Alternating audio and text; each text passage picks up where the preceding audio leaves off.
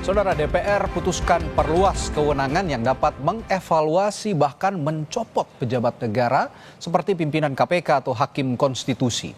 Aturan baru di tata tertib DPR ini menimbulkan polemik karena dinilai merusak sistem bernegara. DPR memutuskan memperluas kewenangannya sehingga dapat mengevaluasi bahkan mencopot pejabat negara seperti pimpinan KPK atau hakim Mahkamah Konstitusi. Sikap DPR tersebut menjadi polemik karena dipandang bisa mengacaukan sistem ketatanegaraan.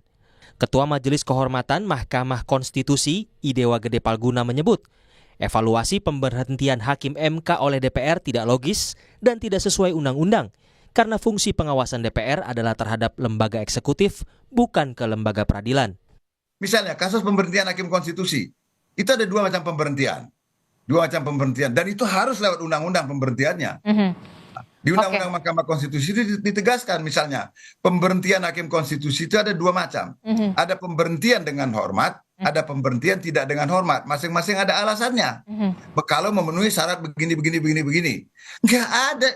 Nggak ada memang tidak logis dan tidak boleh. Masa ada syarat pemberhentian Hakim Konstitusi karena rekomendasi dari DPR? Dari mana ceritanya itu gitu loh. Sementara Komisi Pemberantasan Korupsi belum mau merespons lebih jauh soal peraturan baru tata tertib DPR. Namun juru bicara KPK Tessa Mahardika menyebut KPK secara berkala sudah dievaluasi oleh BPK maupun DPR. Prinsip bahwa KPK sebagai lembaga negara secara reguler tentunya dilakukan evaluasi.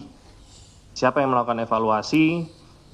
Mulai dari BPK, audit, dan ada juga dari Dewan Perwakilan Rakyat yang menjalankan fungsi pengawasan.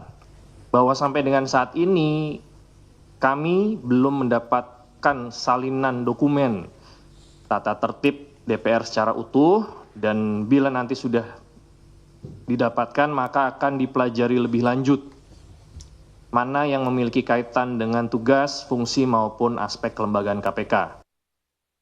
Dalam revisi tata tertib, DPR menyelipkan ketentuan baru di pasal 228A di ayat 1 tertulis, dalam rangka meningkatkan fungsi pengawasan dan menjaga kehormatan DPR terhadap hasil pembahasan komisi, sebagaimana yang dimaksud pasal 227 ayat 2. DPR dapat melakukan evaluasi secara berkala terhadap calon yang telah ditetapkan dalam rapat paripurna DPR. Dengan disahkannya revisi tata tertib DPR, maka kini semua pejabat yang dipilih DPR melalui uji kelayakan dan kepatutan, serta ditetapkan dalam rapat paripurna DPR bisa dievaluasi oleh DPR, termasuk pimpinan KPK, KPU, Bawaslu, Hakim Mahkamah Konstitusi, dan Hakim Agung. Wakil Ketua DPR, Sufmi Dasko Ahmad menyebut, tatip baru DPR yang dapat mengevaluasi pimpinan lembaga yang ditetapkan rapat paripurna DPR merupakan penegasan fungsi pengawasan. Dia mencontohkan, seandainya pimpinan lembaga sakit-sakitan, maka DPR bisa melakukan evaluasi soal kinerjanya.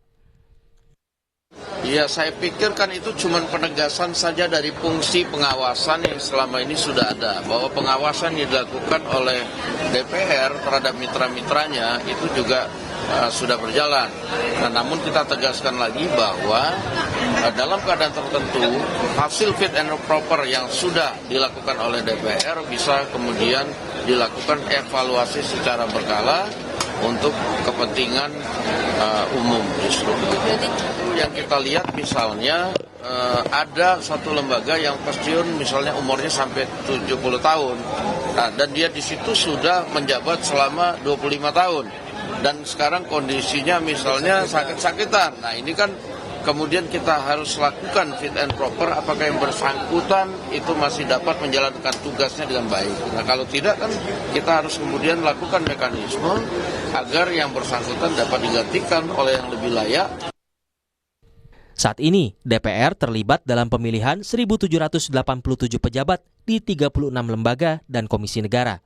Namun aturan baru DPR diharapkan tidak mengganggu independensi pejabat.